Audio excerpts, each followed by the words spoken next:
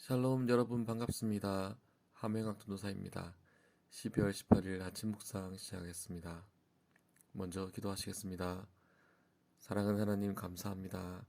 복된 주일 허락하셔서 주님 안에서 영육 간의 평안과 안식 그리고 회복을 허락하심에 감사를 드립니다. 이 시간 새 한 주 말씀으로 시작합니다. 말씀을 따라 순종하며 그 말씀 붙들고 살아감을 통하여 승리하는 저희들 되게 허락하여 주십시오. 감사드리옵고 예수님의 이름으로 기도드립니다. 아멘. 오늘 함께 하실 본문 말씀은 요한계시록 2장 1절에서 5절 말씀입니다. 에베소 교회의 사자에게 편지하라. 오른손에 있는 7별을 붙잡고 7금 촛대 사이를 거니시는 이가 이르시되 내가 내 행위와 수고와 내 인내를 알고 또 악한 자들을 용납하지 아니한 것과 자칭 사도라 하되 아닌 자들을 시험하여 그의 거짓된 것을 내가 드러낸 것과 또 내가 참고 내 이름을 위하여 견디고 게으르지 아니한 것을 아노라. 그러나 너를 책망할 것이 있나니 너의 처음 사랑을 버렸느니라. 그러므로 어디서 떨어졌는지를 생각하고 회개하여 처음 행위를 가지라. 만일 그리하지 아니하고 회개하지 아니하면 내가 내게 가서 내 촛대를 그 자리에서 옮기리라. 아멘. 오늘은 사랑이 본질입니다 라는 제목으로 하나님 말씀 함께 나누겠습니다. 오늘 본문에서 기록하고 있는 에베소 교회는 수고와 인내가 있었고 악한 자들을 용납하지 않았고 진리를 순결하게 지켰으며 게으르지 않았습니다. 외견상 칭찬할 수밖에 없는 교회로 보여집니다. 그러나 주님은 에베소 교회를 준엄하게 책망하고 있습니다. 주님은 그들에게서 첫사랑을 버렸다고 말씀하십니다. 너무나 열심히 있었던 에베소 교회를 향해 주님은 책망하시고 회개를 촉구하고 계신 것입니다.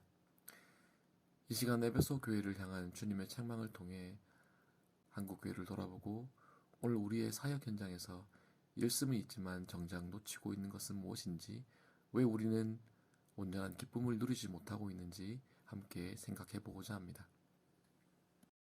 오늘 본문에서 등장하는 에베소는 사도 요한 당시 아시아 최대의 도시였습니다.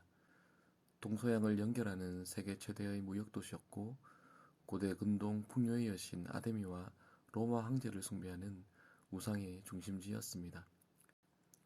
그리고 셀수스 도서관이 위치해 있었고 헬라 철학의 본산 밀레토스가 바로 옆에 있어 사상과 철학이 크게 발달한 도시였습니다.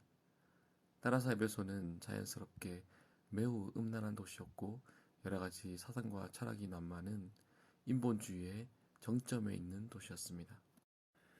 이와 같이 믿음을 지키기에 결코 쉽지 않은 에베소에서 믿음을 지키기 위해 에베소 교회가 얼마나 몸부림쳐 왔는지 짐작할 수 있게 합니다. 그 과정에서 그들이 흘린 피와 땀, 그리고 그들의 인내와 수고를 느낄 수 있습니다. 이러한 배경을 가진 에베소 교회는 본문 2절과 3절, 6절만 본다면 외견상 전혀 책망받을 만한 교회가 아니라고 생각됩니다.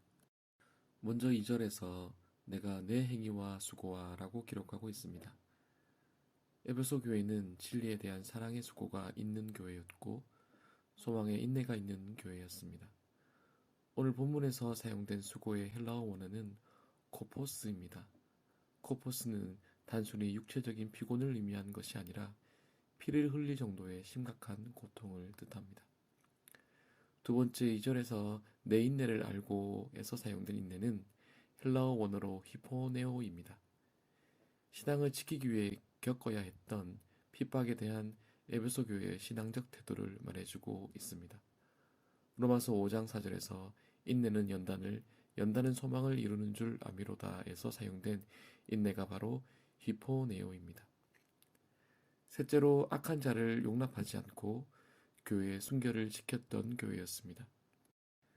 에베소라는 지역은 서도에도 다루었지만 지정학적 위치로 인해 성적으로 문란하고 음란하며 아데미아 로마 황제 숭배 등 우상 숭배가 만연한 곳이었습니다. 또한 에베소 교회를 향해서 바울이 전한 복음을 방해하고 기독교를 부도덕한 종교로 공격하며 교회를 겁박하고 거짓 교사들과 영지주의자들이 교회를 회방하려는 공격이 끊이지 않는 곳이었습니다. 이렇듯 에베소 교회는 에베소라는 기독교 신앙을 지키기에 너무나 힘들었던 지역에서 그들의 믿음을 포기하지 않고 지켜갔던 결코 쉽게 볼 수 없는 교회였습니다.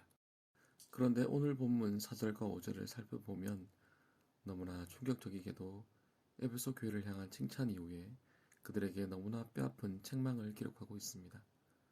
오늘 본문 4절과 5절은 그러나 너를 책망할 것이 있나니 너희 처음 사랑을 버렸느니라.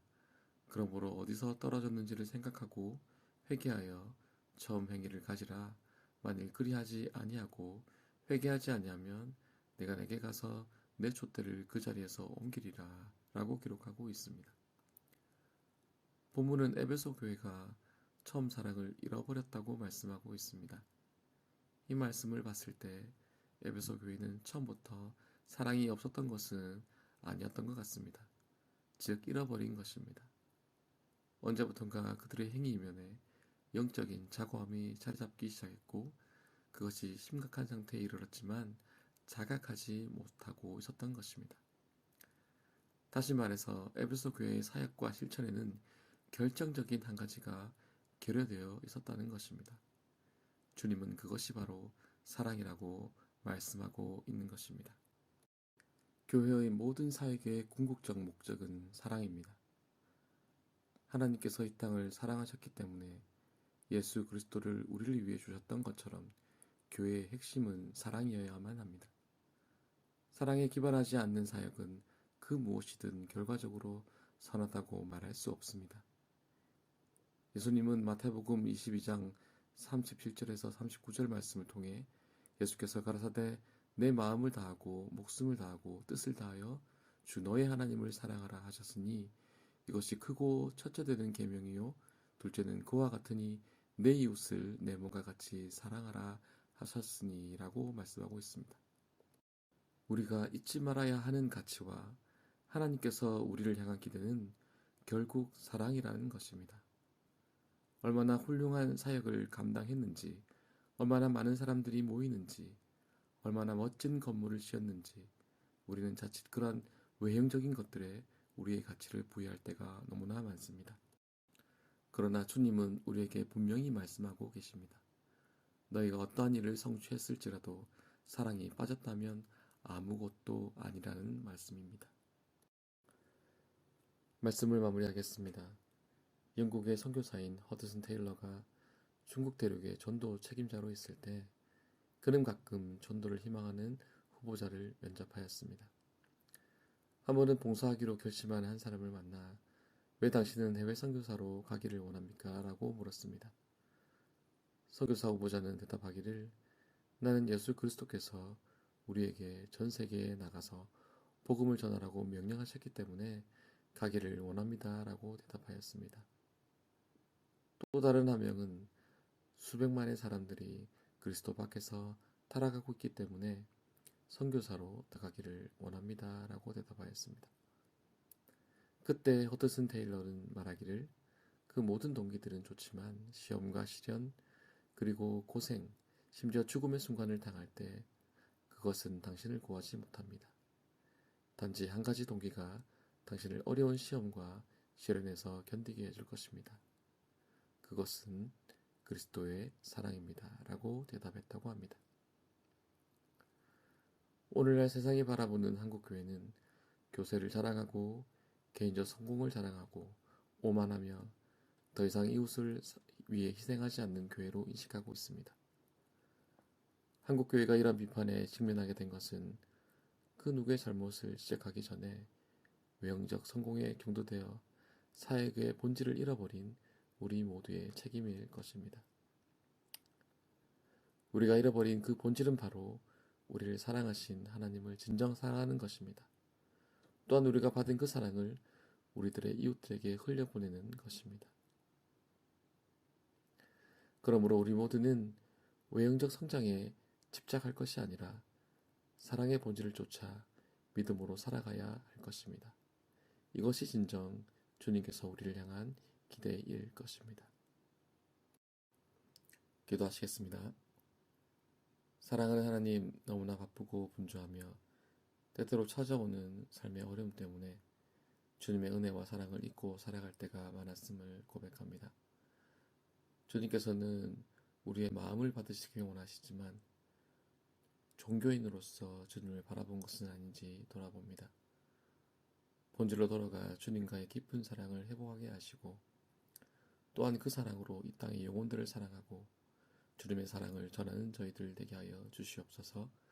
감사드렸고 예수님의 이름으로 기도드립니다. 아멘. 오늘도 주님의 사랑 안에 머무시는 복된 하루 되시길 축복합니다. 샬롬.